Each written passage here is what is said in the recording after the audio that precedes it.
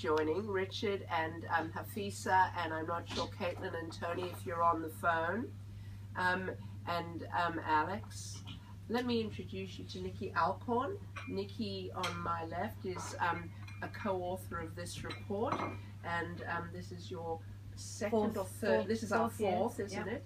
Our fourth year that we've been producing it, and you've been absolutely the woman of detail around this, haven't you? Well, yes, usually in the numbers, but I'm happy to share some of that today. That'd be perfect. So you can hear Nicola's voice. Claire Harding, who heads our media section for TMT in Deloitte. Claire, welcome, and thank you for joining us to present today. Thank you. Morning. Welcome, everyone. Thanks for joining us. And we also, next to Claire, we have Jeremy Smith. Jeremy's been involved very much in helping to pull together this report with Nikki, so if there's anything we forget, we can always reach out to Jeremy and help us. Elizabeth, who's next to Jeremy, who is just been helping us very much in the marketing department. Francois van der Merwe, who is the stalwart of the whole TMT team and keeps us all on the straight and narrow and makes sure we do it all very well. And in Melbourne you have Stuart Johnson. Stuart is our TMT leader and heads the whole of TMT for Deloitte. Pretty powerful dude, and we're very fond of Stu in the gym.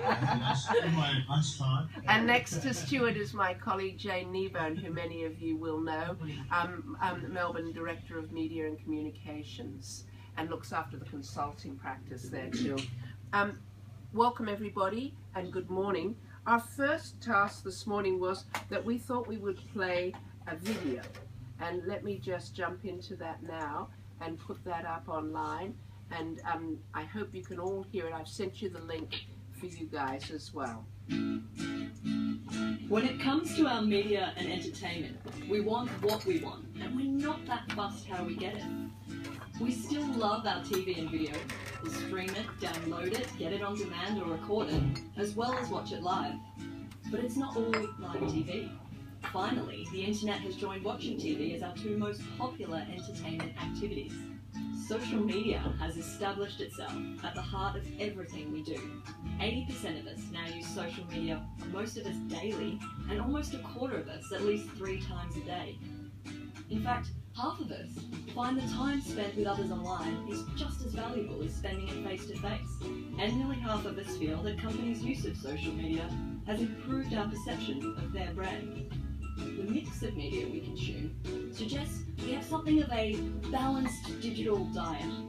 While digital is our preferred way of getting our entertainment, we might also be beginning to see the renaissance of more traditional or offline entertainment. The tried and tested ways of finding out what's on is still strong, with 2/3 of us continuing to learn about new content through traditional TV commercials. But nearly a quarter of us would like simpler ways to find and access new content. Discovery in the age of almost endless choice. So much of our choice comes through our smartphones, which we love more than any other device, even though they're far from the only device we own. And we continue to use lots of them at the same time. We're big-time multitaskers. But we don't like ads on them. 77% of us find ads on smartphones more intrusive than TVs or laptops, and 62% don't want ads based on our location either. Now, when it comes to paying for media, Australians are embracing low-cost monthly subscription, and we have lots of them. That's why we expect video streaming services to pick up strongly in our market from today's 12%. Subscriptions in music are on the rise too, with pay TV and news holding for now, and magazine subscriptions on the slide. So, we consume both on and offline content in our balanced digital diets. We're adventurers with social at our hearts. We're looking to a future of mixing pay-as-you-go with monthly low-cost subscriptions, and we're comfortable with choice and variety as long as we can easily discover or zoom in on what we're looking for, so that we can get what we want when we want it and how.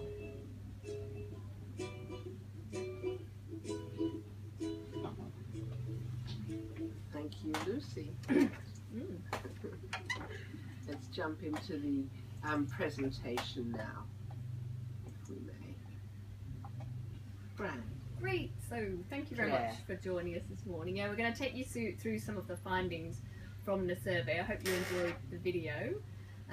What we're going to do is just go into a little bit more detail into each of those areas. And we started this survey overseas 9 years ago as a way to begin to gather some longitudinal information about how consumers use and interact and consume with different media. As I said, it's our 9th year globally, and here in Australia our 4th year, so we are actually now able to see some longitudinal data and trends in terms of what's been going on. It's quite a rich survey with lots of angles on it, and we're telling a story here about what we see in the data, but there's a lot more in there as well in terms of just detailed information, so let us know if you want to know any more. We've looked at how people want to be entertained, technologies and devices, how we interact, with whom we interact, social networks and their influence, and finally how we respond to advertising and what kind of responses we generate. So we've got 3 broad topics that we're going to go through today. The first one is about the balanced digital diet, the balance of things that we're consuming, ways that we're being entertained, the ways that we're using media. The second is about subscription models and the emergence of subscription models. Bite-sized payments, pay-as-you-go, cancel-as-you-go, user choice, multi-devices. And thirdly, social. Hey there. Hi there. Social at the centre of our interactions. We've just started. Very well. Okay. So about the survey, just really quickly before we get into some of the insights. Perfect timing. We surveyed 2,100 people in Australia online, and they're across 5 different demographic groups. So you'll see in the information there's millennials, which are trailing and leading, but basically from 14 to 31. We've got X's, so our generation X's from 32 years to 48 years. Our boomers, who are from 49 years to 67, and then our matures, who are over 68 and over. And we explore usage patterns across 5 categories that you just saw. So entertainment, devices, social, books, mags and newspapers together, and then advertising. And we run this survey concurrently in a number of countries. This year, 4 countries have done this at the same time across Deloitte. Australia, the US, China and Norway. And the UK also ran a really similar survey, so we're able to draw on some of the insights from that as well. So where we can, we'll be drawing some international comparisons just so that you can see how Australia is similar to or different to some of those, particularly the big players in the US and China. So that's it about the survey. We'll dive into now the insights. The way we're going to run this is I'll take you through a few of the insights which are about the balanced digital diet. Then Nikki will talk for a little while about some of the detail around that and influences on our behaviours, and Stuart will talk about social. And I'll just mention that that's Claire Harding speaking, everybody, Hi, Claire. just in case Yes, and for you those on didn't the pick phone. up on that. Thank you. No worries, Okay. thanks Louise. Okay, so if we dive into the findings now, one of our main findings this year is about our consumers maintaining a balanced digital diet. And it's not just about digital diet, it's about a balanced entertainment diet more broadly. So this year what we're seeing is our entertainment preferences are balanced between watching TV now and using the internet for social and entertainment purposes. So we're saying 60% of us say that's in our top 3. In terms of the way that we like to be entertained. And this is a change from last year, where we thought we were coming to a digital tipping point, where actually we were expecting the use of the internet for social and entertainment reasons to go way ahead of TV this year. But quite interestingly, it's now balanced and equal across the 2. And those of you who saw the survey last year will see actually those have come back a little bit as well, slightly reduced in terms of the number of people who would include them in their top 3. One of the reasons for that is we've seen a bit of a renaissance of some of the non-digital activities that people like for their entertainment. And so we've seen an upswing in the popularity of things like reading books, live performances and listening to music, all of which can be, apart from the live performances of course, be done digitally. But those have increased in popularity since last year. So we're seeing quite a balance across our diet of entertainment and our digital diet. The time we're spending watching TV and video content though has gone up. So we're spending nearly half a day more a week watching TV. It's increased to 17.2 hours a week in this year, an increase from 16.6 hours last year. And the options of how we watch are also changing. And so we're seeing, so in terms of what we're actually seeing, our survey was released in the middle of the Stan, Presto, Netflix kind of launches. And so we're seeing some changes in that how we're watching things at the moment. We're expecting to see more next year. So this year, what we've seen is that our time spent, 44% of our TV and movie content viewing time is done via linear broadcasting, compared with 18% on streamed and 14% on downloaded. Now we would expect that to change by next year with the the new offers that are there now in the market, but also the different means of accessing some of those, such as Telstra TV. We're also expecting that to change because we've seen some lead indicators from the millennials, who the training millennials have already made that shift, where stream TV for them makes up 31% of their time watching video TVs and movies online, compared to 26% via linear broadcast. So they've already made that shift into the streamed and downloaded, whereas the population as a whole hasn't made that shift yet. Claire, I might just interrupt a moment. Richard, I'm not sure if that's you, but if it is, if you could mute in between your questions, or Hafisa, because we can hear you typing rather loudly. Other than that, no worries. It's quite reassuring that there's something to talk about. But Yes, there's something worth writing down. Yeah, so the next insight's about discovery. So not surprisingly, and we've talked about this for a couple of years, but we're really seeing this year, is that we need, in what is almost limitless choice of content, we need ease of discovery. And so nearly a quarter of us say that simpler ways to search and find content is one of the most important factors in their viewing experience, and it only comes behind bigger screens and greater definition, just in terms of what we're looking for. So it's a very important factor in what we're looking for from our viewing experience as a whole. And in terms of actually finding content, we're still using traditional means to do that. So TV adverts for programming is still, TV commercials is still the most popular way of learning about new shows and new content.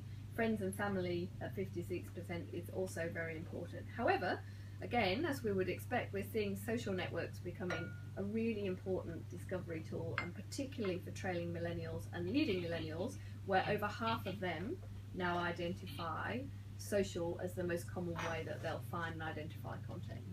So Claire, are we seeing a kind of clean break at some point? Like, is there a distinct sort of phase shift at some age or with some generation, or is it kind of a gradual thing across all age groups that we see that shift of behaviour?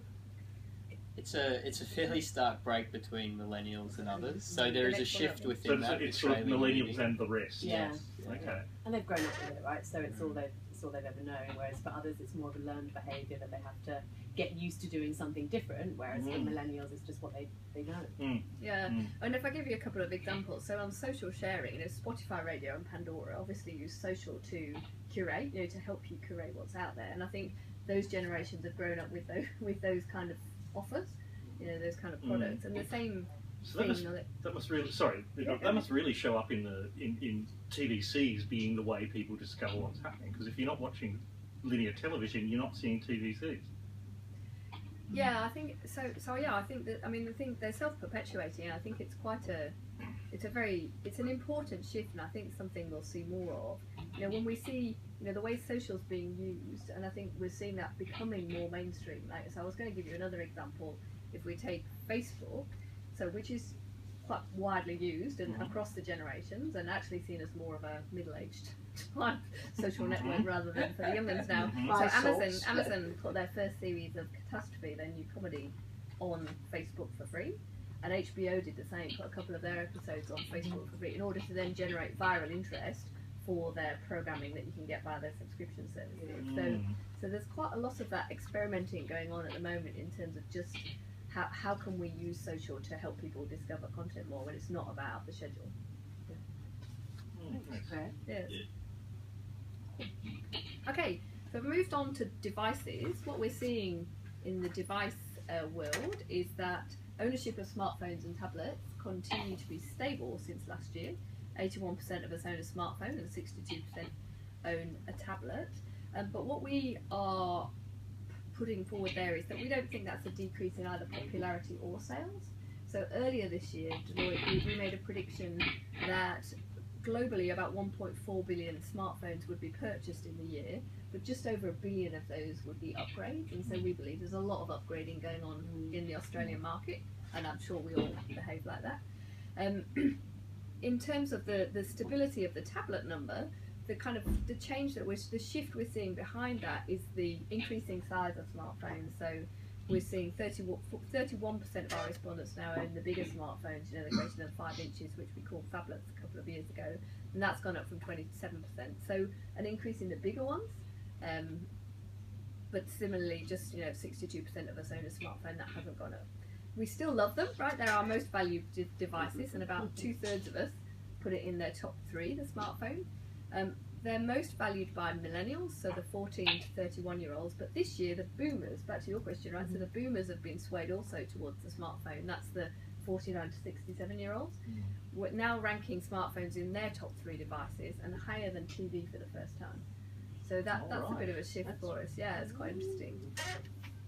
And we've been sort of looking at what does that mean in terms of mobile content and the importance of, I guess, smartphone content in that world. And when you look at the necessity that there's starting to be of actually creating mobile-friendly or mobile-first type content. And if we were doing a little bit of background research on that, and the popularity of Instagram and Facebook are both very popular, but they both mute audio by default. And so that's forcing publishers to think about video creation where you can actually watch the video without sound and still see the story. And so Jeremy's very kindly found a couple of examples of that now, this and Fusion, where the viewers can watch sound on or sound off and still see what the story is. Yeah. It's quite interesting. So yeah, that's quite an important shift for us in terms of those boomers really being swayed towards the smartphones. Well, we're seeing that in practice, and I notice even 7:30 is starting to tweet images that have a couple of key quotes with the photograph of whoever the on-air talent was. And I thought, my God, it's not exactly millennials watching 7:30, is it? No, absolutely. That's for sure. Us boomers always get in there. So then, while we're owning lots of these devices, we're into multitasking. So our love for multitasking has gone up again. 85% of us multitask while we're watching the TV, up from 79, so still going up. And that's now the norm for most of us. But when we looked at the US and China for this, and in the US 90% of people are multitasking, and in China 98% of people are multitasking, which I find extraordinary. Clearly, did you say 9%, Claire? Sorry, 90% in the US. Excuse me. And 98 in China. And most common, while we're multitasking now, is social. So we're on social. It used to be surfing and browsing on the web, but now it's social. And we're doing less while we're multitasking. Now we're usually doing 2 additional activities rather than 3, so we seem to have calmed down a bit on that. But interestingly, a quarter of our multitasking activities are directly related to the program we're watching.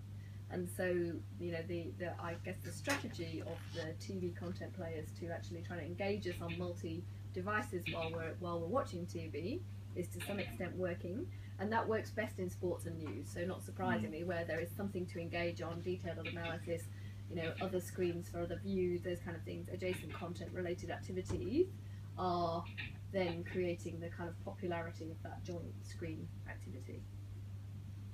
So that's it on devices. We'll move on to subscriptions. Yes, Nikki. So thank you. And Nikki Alcorn now, everybody. Signal. And just before you start, Nikki, forgive me. Hafisa, are you able to mute your phone? Just hearing your typing going on. If you get a chance, that'd be great. And then when you want to ask a question, by all means, just totally unmute. Thanks.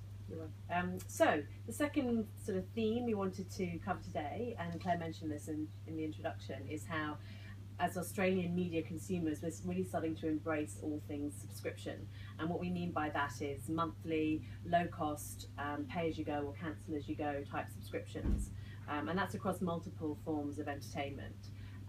This year we've seen that 10% of our survey respondents subscribe to a music streaming service of some nature, and that's up from 7% last year, and it's particularly popular amongst millennials. So again, the millennials leading the way, and up to, I think, 1 in 5, so about 18-20% of millennials subscribe to a music streaming service. And as Claire also indicated, this year has been quite a major one in terms of the change in Australia, finally, the arrival of subscription video services. So our survey was fielded sort of right in the midst of some of those launches, and at the time of the survey, 12% of Australian respondents had an SVOD subscription in their household, so we expect that to be a little bit understated. And as Claire suggested, it's definitely going to be one to watch. So our views on this is that as Australians become more educated in and sort of familiar with these offers and what they provide and what they actually value in them, we'll see potentially a winner emerge amongst the three, and that was indicated or kind of supported by one of the data points. So 19% of subscribers are saying, we've subscribed to this to see what it's actually got to offer. And 37% of subscribers have obviously had one, or I think even more, have had one for less than 6 months. So it's all new, it's all about experimenting, it's all about sort of understanding what these services have got to offer and actually finding out what we value in them. So the challenge then is for those providers to find ways to convert the short-term experimentalists into the longer-term enthusiastic subscribers. In terms of what might be more traditional subscription models, pay TV has somewhat, it's holding its own so far this year. So we saw in our data this year, 39% of respondents have a pay TV subscription, and it's always around the mid-30s as a sort of level of penetration in the Australian market.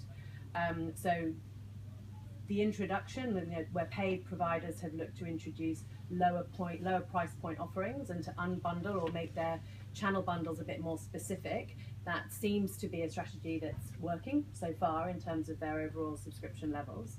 And when it comes to pay, we're zooming in on those channels. So we regularly only watch 7 channels amongst that sort of plethora of channel offerings, and that's down from 9 last year. So every year we seem to be zooming in more and more in the content that we actually want, and that's supported by another data point where 55% of those that do have pay TV would rather subscribe to the channels they watch regularly or purchase individual shows that they want to watch. So it all lends itself very, very much to these behaviours that the streaming services also support.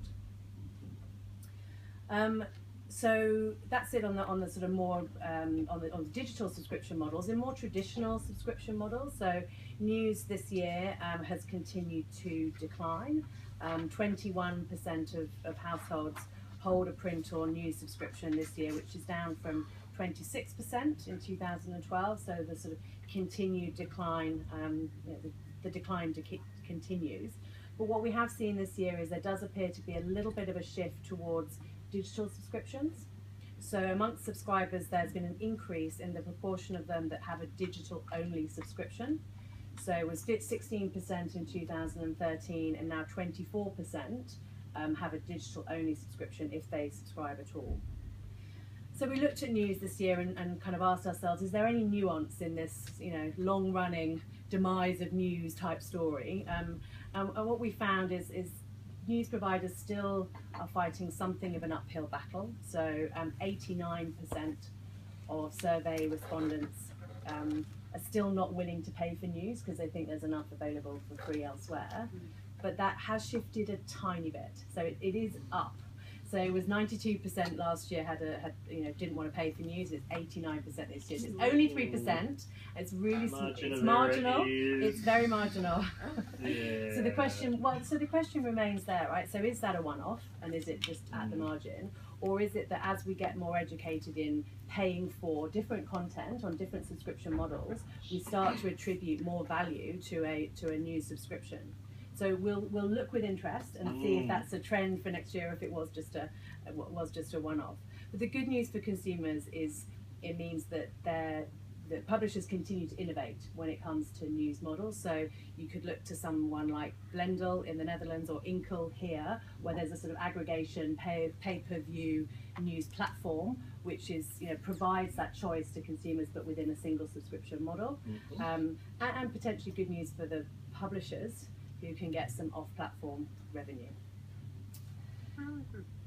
Magazines is down again. So magazines has fallen quite significantly. 15% of households now purchase a magazine subscription, and that's down from 27% when we first started doing the survey. And it's falling faster than in the other countries that we looked at. It's also lower than the other countries we looked at. So in the US, magazine subscriptions are at 37%, China 29%, Norway 24%, and we're coming in at 15%. Australia used to be the biggest magazine subscribers in the world. Did Yeah, we not? That's right. Women's Day, wasn't it, or something? Yeah. It's Yeah. fascinating, that, isn't it? Because there's further to fall, right? So we've fallen a long way. Yeah, because we had We're more. still- But we've fallen But we've fallen a long fast. way. Yes. very And I fast. do wonder if that's about price, right? This is a kind of, I've had so many unresearched view, expat but I Americans say that just magazines are ridiculously It's that's expensive. very expensive. For obvious reasons, Yeah. but And that is becoming more obvious when you then can buy a TV subscription for $10 a month. Yeah. Yeah. And you're paying $10 for your magazine, then the trade-off in price of that. for hours of entertainment per Yeah. unit price. Yeah. Indeed. There are online services that allow you to pay a subscription to get all the different magazines. Yeah. And there's also Scribed. Yeah. I mean, the ultimate Yes. question will be how many $10 a month subscriptions can we afford Yeah. before there's too many $10 a month subscriptions and That's we're back to, Yeah. you buy all these individual channels and you're back to paying $200 a month for your, entertainment. Yeah. So, swings and roundabouts. Yeah, Richard and Hafisa, that's Alex. From iTWire, hello. Yes. And that was something that we looked at in our predictions earlier this year as well. So our TMT predictions in January was the balance, or the amount that people were paying for media as a whole is actually really quite high still. And I think that we did that was based on some US data, but across the US people were paying something like $750 a year for media as a whole, but it's really cut down into quite small chunks. Pay TV obviously being the biggest, but then still across all the different types of media there was still quite a number of different payments that people would make, including the $10 subscription for the magazine. The $10 live was quite a kind of popular one there, and the beyond over the top. But also now, if we're getting a subscription to a bunch of different content, the amount of money we're paying should deliver us 10 times the amount of content we've been paying for in the past, because with the subscription you get access to this whole bucket of whereas previously, if it's $10 just for one magazine. I also remember reading about how once you get onto a magazine subscriber list in the US, they never take you off, even if you don't pay, because they want the numbers, and they get more money from National that. Geographic. Next one. Supporting. I've got a question. Oh yeah, sure. go ahead. Thank you, Hafisa. On the subscription models, I mean, when we talk about subscriptions in news, it's often kind of used to mean paywalls, but there are other kind of subscription models, such as the Guardian membership model, and kind of so on, where the content on the site is free, but they're selling subscriptions for other things. Has there been any, is that kind of angle being covered in this research at all? Yeah, it's a really good question. It does, the research doesn't discern to that level of which type of sort of subscription model it is, but when we were researching some of the colour around the data points, we, like you, really observed the prevalence of those bundled offers that are much more lifestyle in nature. So the wine clubs and the beauty box that comes with the magazine subscription, or even the iPad that comes with the print news subscription. So definitely another manifestation of this subscription, these subscription behaviours. And be really interesting to see if we can get more nuanced around those subscription models as the year progresses, and when we run the survey next year. Do you have any observations on that? That's what I wanted to do. That was Nicola Alcorn. Thank you. So moving on. Oh, sorry, I beg pardon. This might be later on in, I don't know whether this would fall in the platforms bit that you covered earlier or whether it's something that might be coming up, but I'm also wondering about podcasting and audio and car dashboards and that sort of kind of emerging stuff. In what regard? Was it in the survey? Well, are there any trends of people listening to audio content like podcasts either through their mobile devices or through kind of the car dashboard, which is being increasingly internet enabled as well? Yeah, so that wasn't we didn't ask questions around that in particular. I mean, I could only comment on that anecdotally from what I've observed or what we all know of people who are obsessed by startup or obsessed by what's the other one, the crime one in the US, I can't recall, but there's Serial. Who and I think there's an intimacy and a kind of real pleasurable experience in that long form podcast experience, but it wasn't something which we particularly called out in the survey this year. Mm-hmm. Thank you. Do you think there's enough of a trend there that you might look at it? Yeah, always interested to add in more questions. And in fact, one of the kind of observations we were making as we were scripting the forward is, there's been so much change in this domain that questions that we asked 2 or 3 years ago are completely redundant now, and the way we've asked questions now, distinguishing between streamed versus downloaded versus, the convergence and the extent to which some of those things are overlaying is almost moot. So if you ask a millennial about listening to radio, for them that's a digital experience, whereas for my mother it's not. And so those blurring of lines means that some of the questions will absolutely need to change, and keeping on top of it is half of the challenge. Yeah, and we write the questions in December, then do the survey in March, April, and then we publish it now. And by the time we get to now, we need different questions. That's right. It's moving so quickly. But then I wouldn't necessarily assume any young person doesn't know what a radio is. I mean, we all grew up with them and we use them. But I think we can't assume that listening to the radio is a particular type of experience. Sure. I mean, I listen to much more radio through my phone because I don't have, especially if I'm driving, because I don't have to worry about going under bridges and AM, fuzzing out. Yep. I mean, it's convenience more than anything else. But I think that's a good one for next year. Is there any audio or radio component to this? There's a couple of questions in there. Can you leave that with me, and I'll come back to you and point you to the right pages on the report that you could refer to. Thank you. So just to close out this little section, what we observed or found is that supporting our adoption of these digital subscription models, supporting our multiple subscription ownership, and the multitasking behaviours that Claire talked about are our levels of device ownership. And we have access to more devices than ever. And what we found this year is about 2 seems to be the magic number, if you will. On average, the households we surveyed contain on average 2 TVs, 2 laptops, 2-ish tablets, 2-ish 2.3 smartphones, and so on. But what we did also see is that this year there was a little bit of a shift in some of the devices that previously have been prevalent in our household. So laptop computers are down from 87 to 82, so 5% decrease. Gaming consoles 55 to 51, 4% decrease. And DVRs 46 to 43, down 3%. So all of those have fallen away slightly, and we believe that's the physical manifestation, if you will, of device convergence. So those devices have utility and function that could otherwise be provided by other devices, and so they're perhaps just falling off the popularity charts in our households. We asked ourselves then, where's the next trend coming from? And it's no surprise we think it's likely to be in wearables.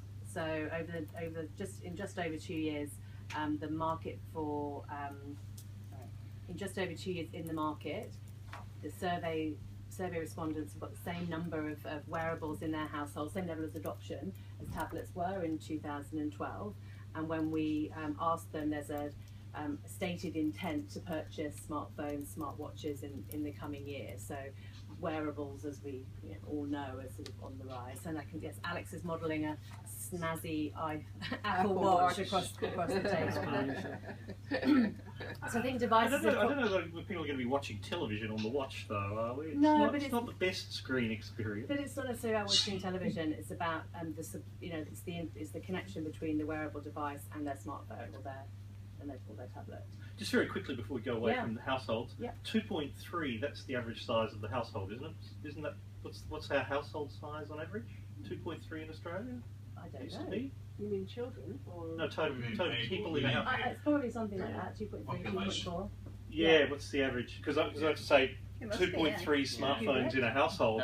Just triggered. Hang on, I thought 2.3 was the number of people in a household. 24 million people and 11 million homes, right? Yeah. As we know. So yes. So how's your arithmetic? Mine's crap. But I mean, there are now more smartphones than people, so it would make sense if there's 2.3 people in a home. There's probably 2.7 smartphones without. Well, yeah, because there are people without smartphones. Yeah, but there are more smartphones than people. So. Yeah. Well, how many are you carrying right now? Well, if I look in my bag, there's 2 or 3 in there, and I've got two up here. So You're up. I bust the limit. Exactly.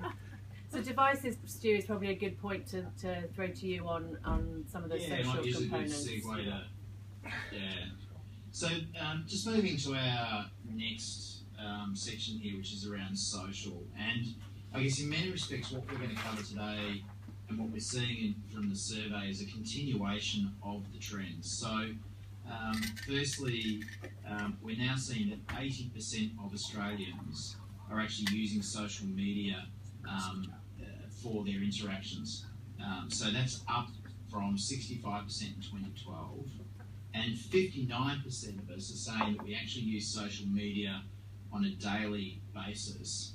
And interestingly, and we probably can all relate, and we probably can all find people that do this or think of a person that does this, but there's 9% of us are using social media more than 10 times a day. And I can point to one 14-year-old in my house that if not more, despite the device being constantly put away. And I think most importantly is that for the first time, over half of us, or 51% of us, are saying that the time we spend interacting with others through social media is as important as the time we spend together with a person. And I think that just really does emphasise not so much that we have somehow become less able to interact, but I think we just see the importance of staying connected with people through our social channels is as important as the face-to-face contact we might have with others. So if we look at some other trends and move into the next slide.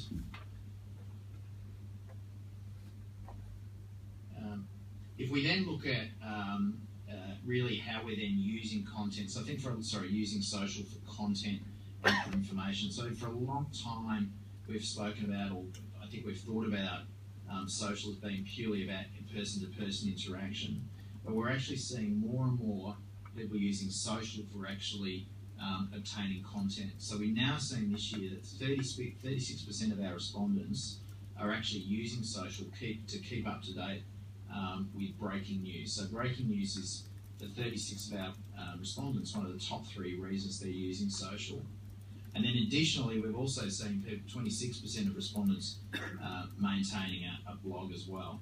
Now, this is, we believe, only going to continue as you start to see more and more apps and the social platforms actually releasing the ability to actually curate and obtain content. So if you look at Snapchat Discover, for example, it's the ability to actually, and you can use the platform now to actually create channels which are really a mix of news, videos and articles.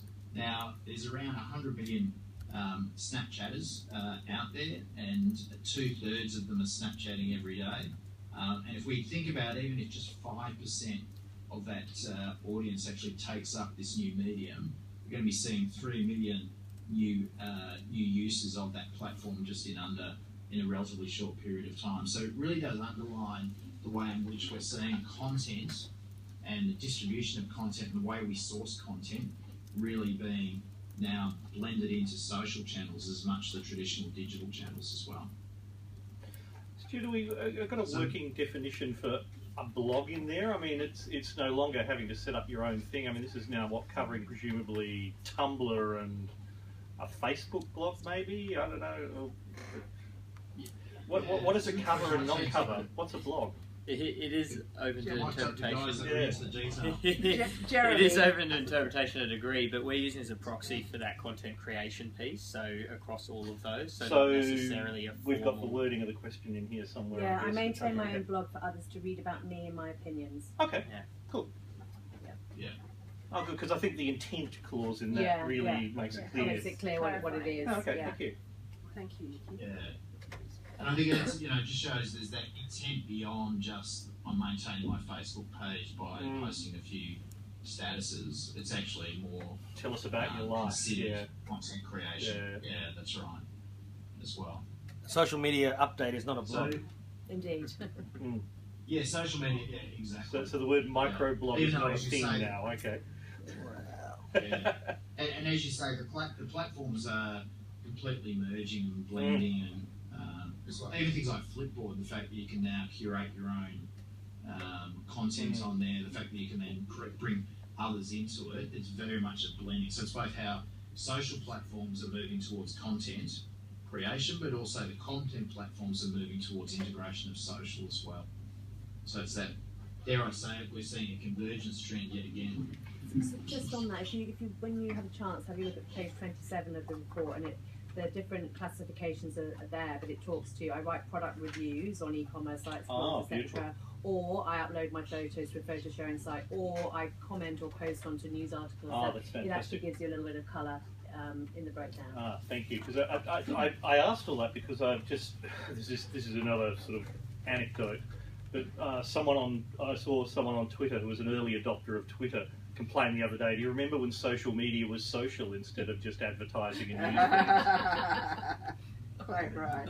That sort of is supported by this 30%, 36% using it to get up with breaking news. There's been a real shift. Exactly, Which was Twitter's strategy when they had that whole split a few years ago about whether they'd just be a comms platform or a media company, and the media company side won. And that talks to the amount of corporates that are on social, doesn't it, Stuart? Yeah. I was going to use that as a segue to the next slide. Oh, beautiful. Nice segue. Nice segue.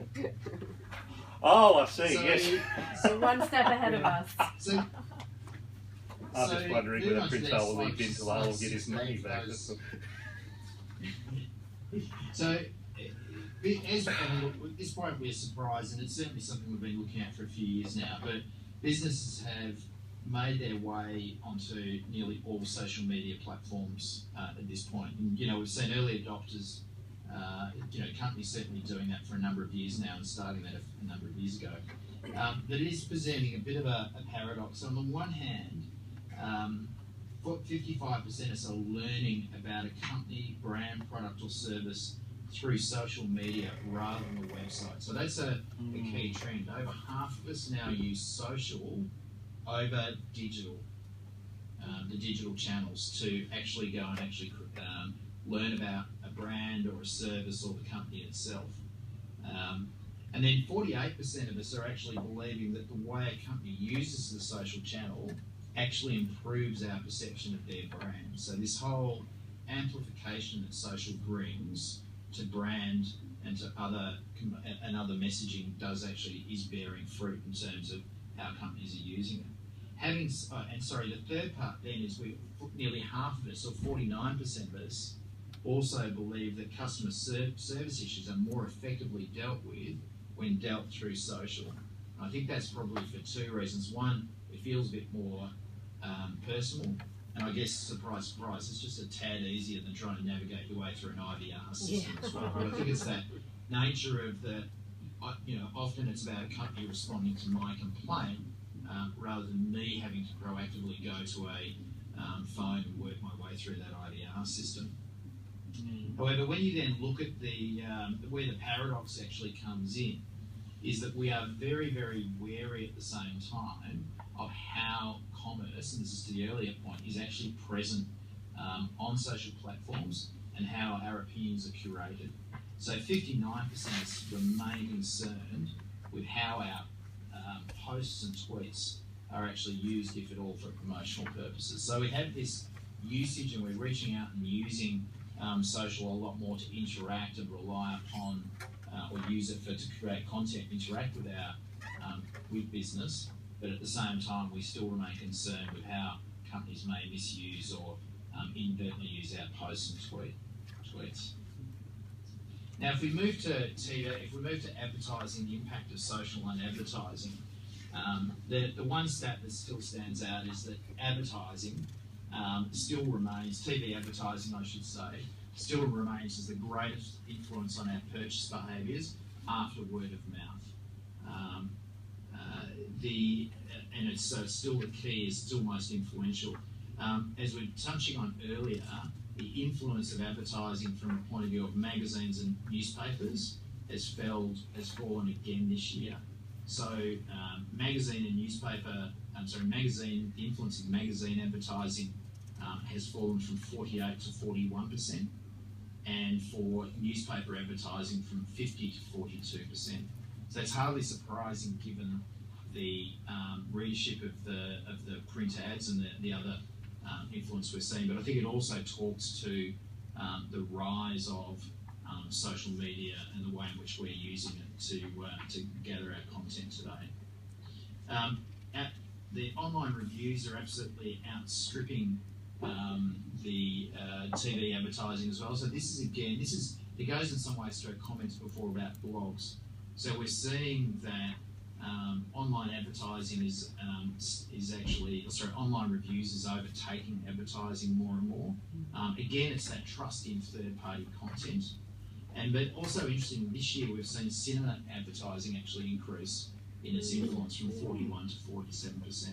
I think that talks to the drop away from print advertising in terms of what influences. There was some new entrants this year as well that weren't in previous questions. So an endorsement from a celebrity and an endorsement from an online personality. So 27%. Right. So we might have seen the vote split. And cinema then bubbles up as a result. Yeah. Okay. Exactly. Yeah, that's right.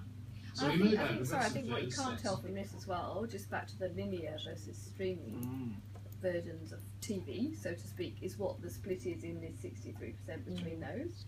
So this is all TV. This is TV advertising. Yeah. You know, no kind of definition of what that is between the two, and obviously you get advertising on both. And so I think this is again another one that in the future we will need to kind of give a little bit of definition to, in terms of, are you more influenced by the advertising in the linear programming or the stuff that comes directly with your streaming programs? It'd be interesting to look at how people use the word watching TV, because I certainly see people tweeting saying, I'm going to watch Netflix. Yes. But I don't say I'm going to watch TV. Yeah. So, even though it's on the big screen on the wall. Exactly, all those things. Yeah. So, they potentially start to change the way our definitions, or the way we think about what we're actually doing. I'll put my socio-linguistics background back in the box. Yeah. So social media is also having an impact on the advertising spend in the broader digital domain. So sponsored search advertising still sits as the most influential form of advertising within digital, but importantly, that is down from last year. So previously we saw a figure of 48% of people saw that sponsored search advertising was influential. That's now dropped to 42% as people counting as their top three. Also down is banner advertising. So only 1%, but if you look at actually over a number of years now, banner advertising is dropping. And unsponsored search has also dropped over a number of years now as well. So the actual, as you can see there on the screen, unsponsored search advertising is now equal to, or has been caught up by, advertising that's delivered through social media platforms. So more and more, our move, and it's in some ways when you think about the frequency with which we're using social, it's hardly surprising that that's where the advertising dollar is going. But the other point too, which was we were discussing earlier, and it didn't reach in the top three necessarily, but in terms of the advertising that is now coming through at the end of an online video, the influence of advertising being viewed. So these are ads that are displayed post a video that's viewed online. That this year has moved up from 17 to 20%. So again, if you think about that video content that's been viewed through social channels, the ads that are appearing at the end of those videos are starting to increase in its influence as well. Thanks, Stu. Thank you. So I might hand back to Nikki and Claire for a final wrap.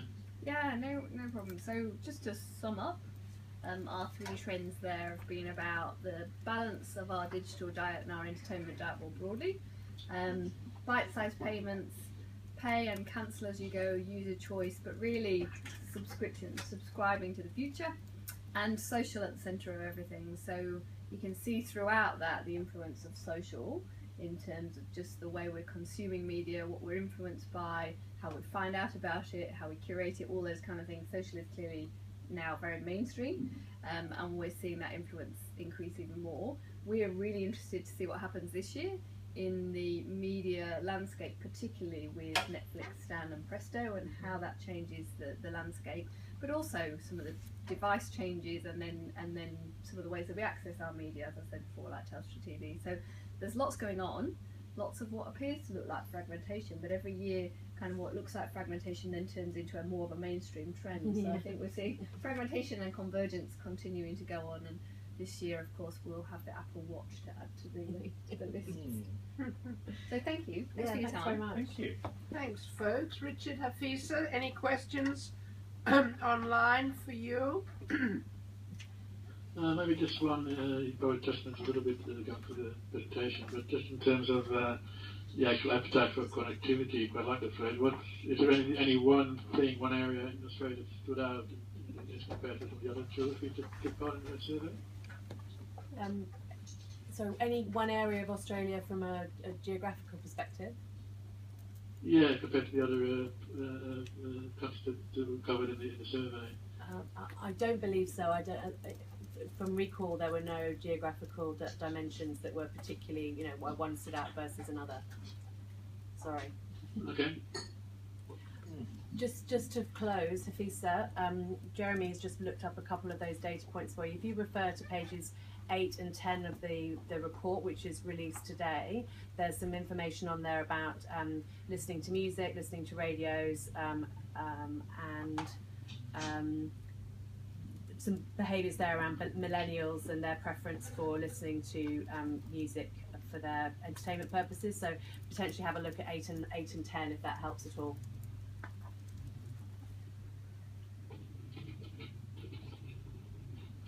Cool. Thank you very much. Thanks for coming this morning. Hang on. We might have a couple more observations or comments. So just in terms of that comparison stuff, Nikki, with China and US and Norway, we've got some detail in the actual document, haven't we? Yes, where there's been in the report where there's an interesting comparison to note on where Australia either leads or lags some of those markets. They're all in the report. Thank you for that. Yeah. Thanks for that, Richard. Thanks for that question. Hafisa, have you any other questions? I'm good. That's lovely. And still, I'll just throw in a more general one. You mentioned that last year this report looked like it was a real turning point. The real phrase. Not so much. What was? I don't want to say what went wrong. What changed? What was different? Or is this really that the streaming video and other things mean that we're at the cusp of a change? People were waiting to see what happened? So I think the tipping point... I feel opinions rather than facts, I suspect, is what I'm looking for here. Yeah, no, the tipping point we were expecting to see was the internet, using the internet for social and entertainment purposes, going way ahead of TV this year. Like, we really expected it to go way out there, based on the trends we've had. The growth TV's been they were really pretty stable over 4 years at 60-ish% in terms of people ranking it in their top 3 in terms of entertainment, and the internet's been coming up and up and up, and we thought that was going to really go for it this year. I think what we've seen there is actually almost again fragmentation, but people's interpretation of what that means in terms of using the internet actually changing in itself. So would you class using social media as using the internet? Probably not. So I think what we're seeing is almost like a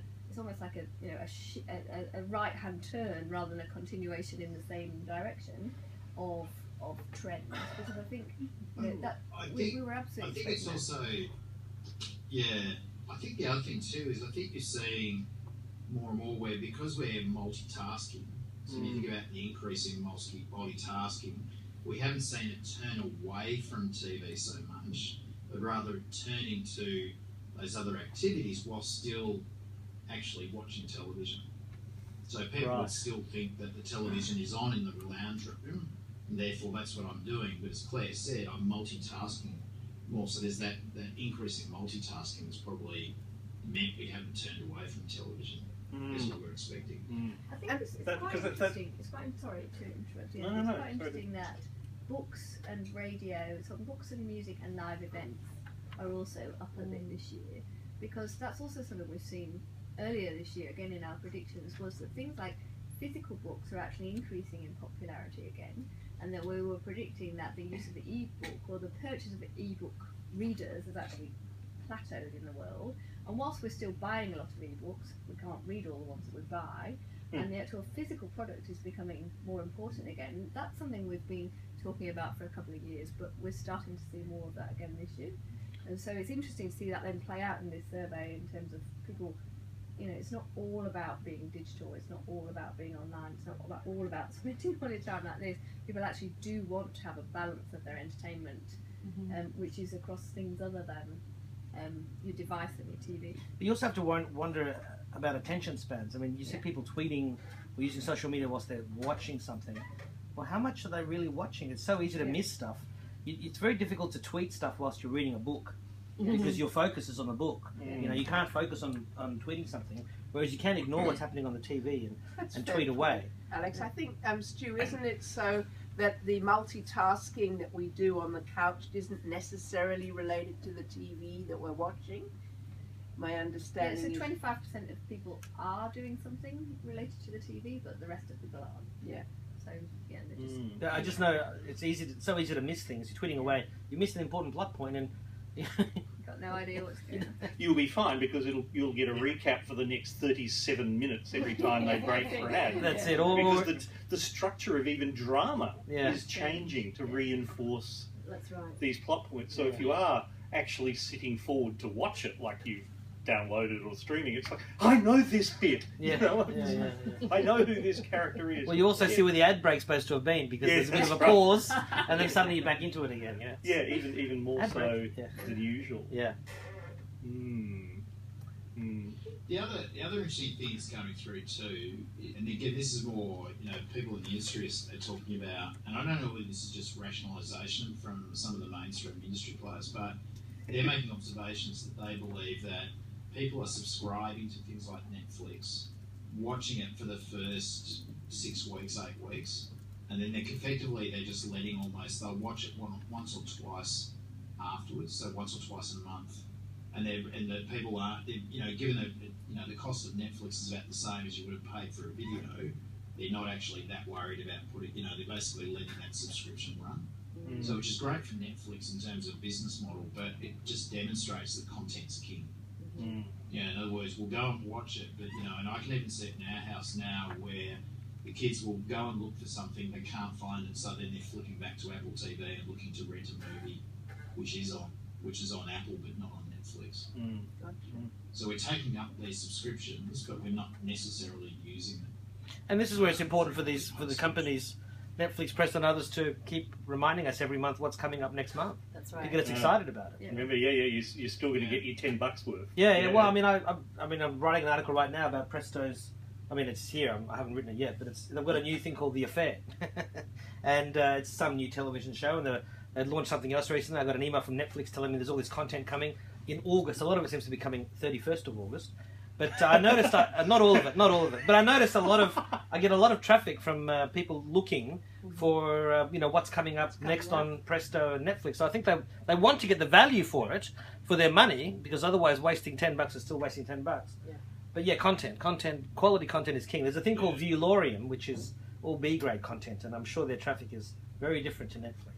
It talks to that discovery piece as well, being able to know what's there, being able to access what's in the tail, not just the killer kind of cult programming, and whether it's through personalised recommendations or social whatever, knowing.